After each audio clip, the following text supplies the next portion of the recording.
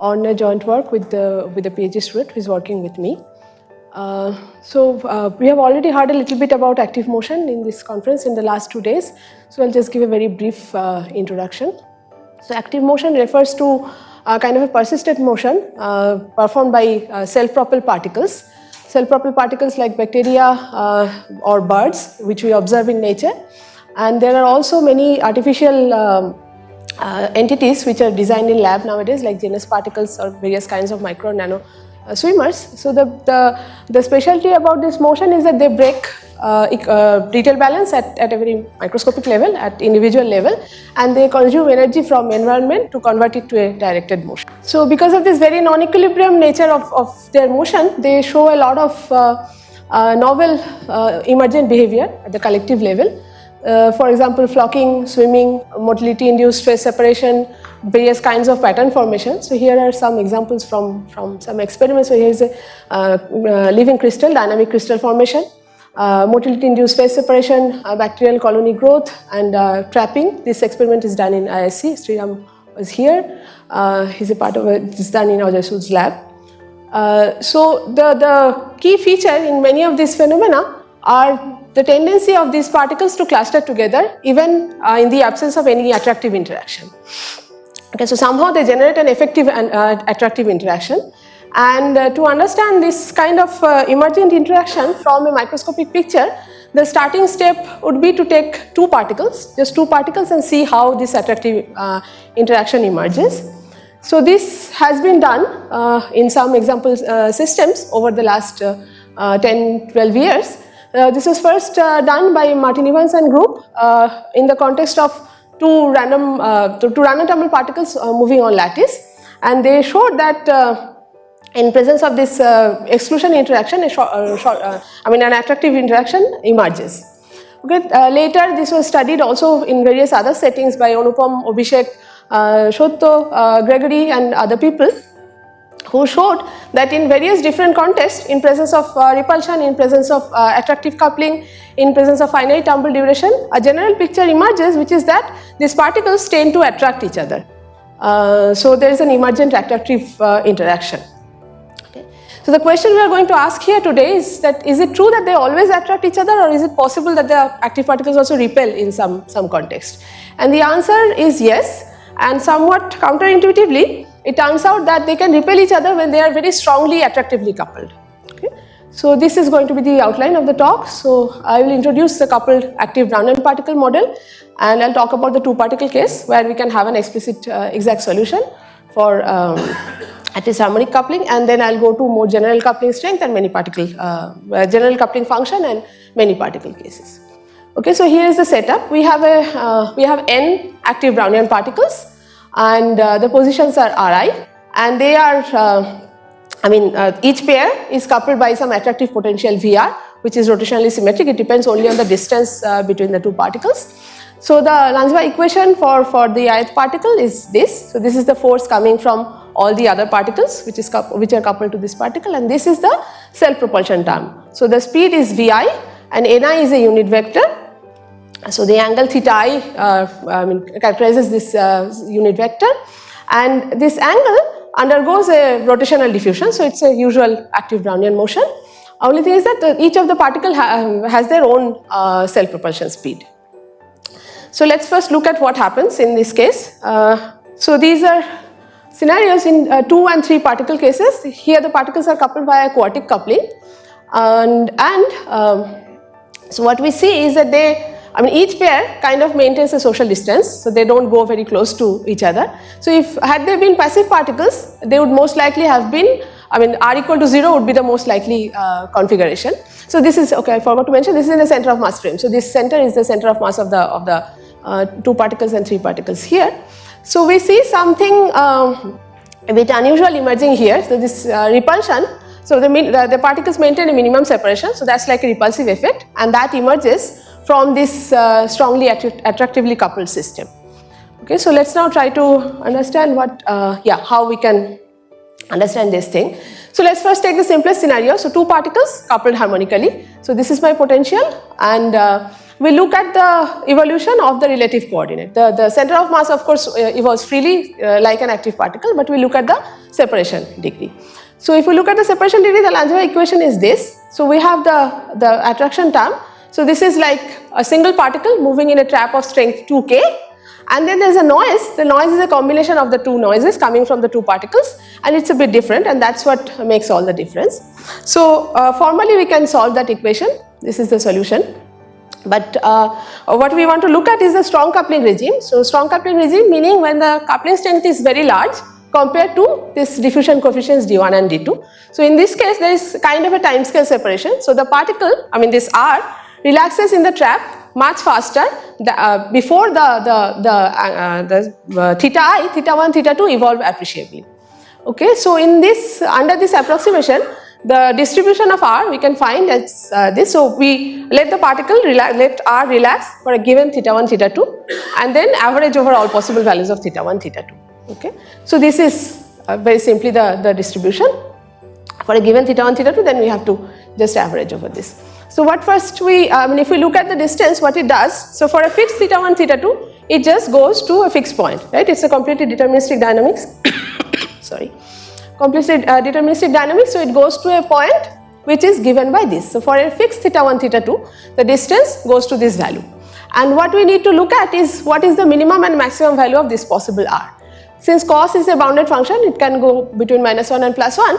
So it turns out this R is actually bounded in this regime. So there is a minimum value which is nothing but the proportional to the difference of the two speeds. So as long as the speeds of the particles are different, they cannot come very close to each other. So there is like a repulsive effect.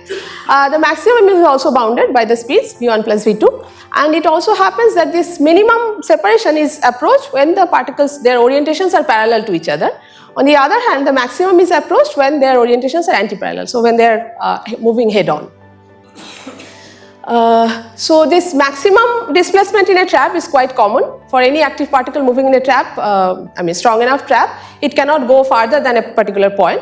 But this emergence of this minimum point, so the distance must maintain a minimum value, that is something new, that's coming purely because of the self-propulsion speed and also of course because of the strong coupling regime that we have assumed.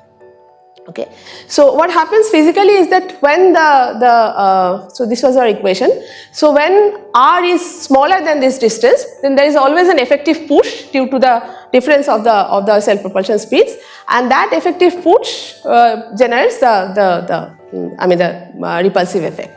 So let's now try to understand this a bit more analytically. So we can actually find the distribution of the separation exactly, and it turns out that it has a scaling form like this. R max is this V1 plus V2 by K, and the scaling function can also be calculated exactly. So this is a comparison where we compare with numerical simulations done with a small value of D, but the result does not depend on the actual value of D as long as D is much smaller than K, and that's what we also see in simulation. And this is so the particles are most likely to be either at this point of nearest approach or at the point of furthest approach, at least for the harmonic coupling. So we can also calculate the X marginal distribution exactly. This also has a similar scaling form, but the scaling function is a little bit different, and the scaling function has two peaks. So this is X by R max. So the peak, so there is a minimum at the origin. Again, that's the indicator from the 1D distribution that there is a repulsion. They cannot come too close to each other, and then they are most likely to be at this distance R mean. So because the potential is rotationally symmetric, we can actually also calculate the full joint distribution Pxy, and this is a plot of the distribution. So there is it's supported only over an annular region in the xy plane. Xy meaning the x and y component of the separation vector, and it's most likely to be at either this inner ring or this outer ring. So for the spatial case, when the speeds of the two particles are equal, then the minimum distance vanishes, and then we see this effective attraction that we have been seeing earlier. So the particles are most likely to be close to each other with a logarithmic divergence. So the attraction is much stronger than the underlying coupling, the underlying harmonic coupling. There is a logarithmic divergence, and it's consistent with the result that they saw for two RTPs coupled with harmonic potential. And so I mean, this repulsion, again, just to re-emphasize, it comes purely due to the difference in the speeds. Now let's see what happens if we take a nonlinear coupling. In that case, we cannot solve the Langevin equation directly, but we can sort of use the same argument. But before that, we assume that this coupling is, I mean, okay, not harmonic anymore, but it's attractive everywhere, and such that the force actually vanishes as r goes to infinity. So it's a very strong coupling. So example could be just quartic coupling, the video that we saw for. So this is the Langevin equation. We cannot solve this exactly for nonlinear cases, but if we again assume that the coupling is very strong and the activity is very large, so I mean the time scale associated with this is very small, so then for any given θ1, θ2, this equation basically, I mean r basically relaxes to the turning point of this equation. So this is what must be satisfied, and the minimum distance is a point of closest approach that happens to be again when θ1 is equal to θ2, which is I mean it has to be found from the solution of this equation depending on the function f, and the maximum distance is again has to be satisfied by I mean the maximum distance has to satisfy this equation. Okay, so let's take again the example of quartic potential. In that case, the minimum and maximum are given by this, and once again we see that so this is a plot obtained from numerical simulations of P of r, the radial distance between two particles only, and again we see two peaks at this r mean and r max, and they cannot come closer.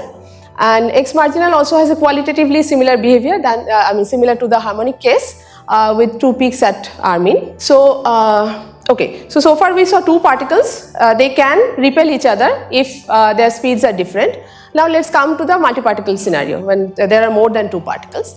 Let's first take the harmonic potential case, and in that case again, because everything is linear, so we look at the separation between ith and jth particle. So rij is my vector, ri minus rj, the separation between two particularly chosen particle, and that equation happens to be very similar to the two particle case, but with a renormalized coupling strength. So because each particle is interacting with all other particles, so when we are looking at a pair, the coupling strength of the pair is actually modified by the presence of the other particles in this manner, but the equation is very similar. And so we can basically use the solution of the two particle case to find the marginal distribution of any pair of particles, I mean distance between any pair of particles. So what happens is that each pair then maintains a minimum distance depending on their speed difference. So particle 1 maintains a particular distance with particle 2, another particular distance with particle 4, 5, etc. And this is what we saw in that video, that depending on, I mean each pair maintains their own bound. So this is the bound. So Rij has to be larger than mod of Vi minus Vj divided by Nk, and smaller than Vi plus Vj by Nk. And the radial distance has a similar scaling form with the same scaling function. Now the same scaling function in the same structure, but then the function now depends on the ratio of r mean by r max of that pair. Same thing holds true for if we look at the x component also, similar kind of scaling form. Scaling function depends on the ratio of this r mean and r max, basically ratio of v1 minus v2 and v1 plus v2. And so it's also interesting to look at the relative orientation. So from our trivial argument, what we saw is that the minimum distance is approached when the particles are parallel. So what we do is we measure the relative orientation of two chosen particles from this combination. So here we took 6 particles and looked at the first and second particle and measured the relative orientation for a fixed r. So this is for r mean and this is for r max, and it turns out that this is really peaked very close to 0. So supporting our argument that we used to get this result. On the other hand, for R max, this is close to pi, so they are basically moving in the opposite direction, and they cannot go farther because there is an attractive potential in the system. So finally, we have multi-particle systems with nonlinear coupling. In that case, we cannot do very much analytically, but physically you would expect kind of similar behavior, and this is what we see. So we take again quartic coupling, 6 particles, and we look at the joint distribution of let's say first and third particle x13 and y13, and it shows similar behavior to the harmonic case. So there is a excluded region in the center indicating that the repulsion really emerges in this case also. But there is a little difference here. The peak, the particles are not most likely to be at the minimum or maximum separation. They are most likely to be somewhere in the middle. And this okay, so we can also look at, so basically what we see is that the phase, a large region of the phase space remains inaccessible for the particles. And to see this more visually, what we looked at is that, suppose we look at the joint distribution of the radial distance between first and second particle and first and third particle, ij and ik, let's say. So this is the distribution. These dotted lines are the minimum and maximum for each pair, but it seems like the joint distribution is peaked in a certain region of the phase space, and the other, much of the phase space remains not accessed by the particles. And again, we look at the relative orientation between two particles for this anharmonic coupling multi-particle scenario, and we see a similar behavior. For the minimum separation, it's peaked at near theta equal to 0, so particle orientations are parallel, and for the maximum distance, it's closer to theta equal to pi. There's a little bit of spread. Sorry. Finally, so to quantify this in terms of some effective potential, what we do is that we compare it with the passive case. So for a passive case, if the particles were coupled by the same potential, then the radial distribution would be something like this. There would be a factor of temperature here, but forgetting that. So from here, we can extract an effective potential for this active case for the multi-particle case, and we expect that due to the activity, the effective potential is different for each pair, and that's what we see. So we extract the effective potential for ij pair, each ij pair, and here we show this for two pairs, I think first 1 2 and 1 3, and we see that the effective potentials really vanish near R min and R max, they go to infinity near R min and R max, so these regions are inaccessible, and they have a minimum somewhere in the middle. So this is the minimum corresponds to this band here, and so for each pair, this is the effective potential is different. And just to give you an idea, this dashed line here is the original quartic potential. That I'm going to finish early. So original quartic potential, which was much flatter. So there is a much stronger attractive coupling for each pair. This is due to activity and due to the difference between their speeds. So so we see this novel phenomenon emerging due to the speed diversity, and so far we confined ourselves to the strongly coupled, meaning strongly active case, and we have not used any specific element of the ABP dynamics. So which is to say that the same behavior is expected also for other kinds of active dynamics like random ensemble particles or direction reversing ABP. So all the overdamped active dynamics that we know of should show similar behavior. So recently there was, 3 years ago we found work where they have studied numerically collective behavior of a set of active particles where they had this speed diversity inbuilt in the system, and they claim that this presence of the speed diversity sort of opposes cluster formation. So what we found here analytically is kind of consistent with this. We still have to look more and really look at the macroscopic scaling of this phenomenon, and in particular what happens when there is a short range interaction. So we assume a long range strong coupling, but if similar scenarios can also emerge for short range attractive coupling, or and if one can find some pattern formation or crystal formation with this kind of scenario, that also one has to look at. And so thank you for your attention, and I'd be happy to take questions. Okay, thank you. Questions? Like, would you see in 1D also, like supposing in 1D you take two RTP particles, yes, with even harmonic attraction, yes, and then we know that the relative coordinate should show like repulsive and depending on parameters. So is that a similar thing? Yes, as long as the speeds are different. So if you have the speeds are same, then it doesn't show. No, even same speed it should show, right? Like repulsion. Yeah. Because we know that relative probability distribution will go from, it will look like that. and for certain parameters. No, Like it can be either picked at the center or it can be picked at the edges, right? Wouldn't that be effective repulsion? so this was studied by Gregory and Satya, right? Two RTPs coupled with the harmonic 1D, two RTPs. Single, but then if you have two guys, you can No. the relative will look like a single guy. No, if I remember correctly, so that's what you did, right? Two particles coupled with linear potential and harmonic. So what they saw is it's peaked at the origin all the time, 1D RTP. Yeah, no, but we also had a paper with just a single RTP in a quadratic trap. Yes, there they Where you see use, this yeah, transition. yeah. But then two particles coupled by a spring, the relative will show the same thing. No, so what I'm saying is that so now you have this difference, so the noise becomes a little bit different, right? So I think the difference, yeah, because then you will have the noise will be a three-state noise. There will be a zero. I think that zero kind of takes over. Yes. Always get peak. At least, I mean, that's what they found. I did not do the calculation, but they looked at linear potential and harmonic. In both cases, they saw a peak at the origin. I think this appearance of this zero makes it. In your summary, you mentioned short-range potentials. Is there any possibility that when the potentials aren't, sort of going all the way out to infinity with large values, you'll still get some effective repulsion? That we don't know. That's what we would like to look at. But maybe, I mean, I was just thinking, suppose it's still strongly attractive, but there's a cutoff. Yeah. But now we have many particles and they interact within that range. So it does not seem so, so unusual to think of that it can form kind of a pattern. I mean, each Right. pair has, so, but we have not found anything yet. I see. Okay. Like inertial term on the left hand side, does this survive? This counterintuitive thing? Possibly.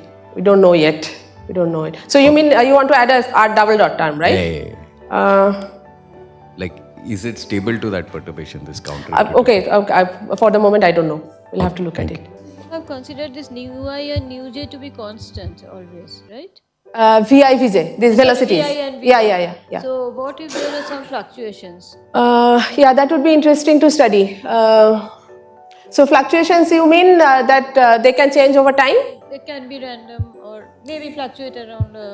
So, I mean, naively, I would expect that if they are chosen from two distributions with different means, the means are still separated, probably this will survive at least in some limit. But again, I mean, we really have to, but that will probably not be very difficult to calculate. So you're looking at, this completely connected model. Have you looked at something like a Rouse chain? Can you do it for... No, not yet. Okay. Long live India and France friendship.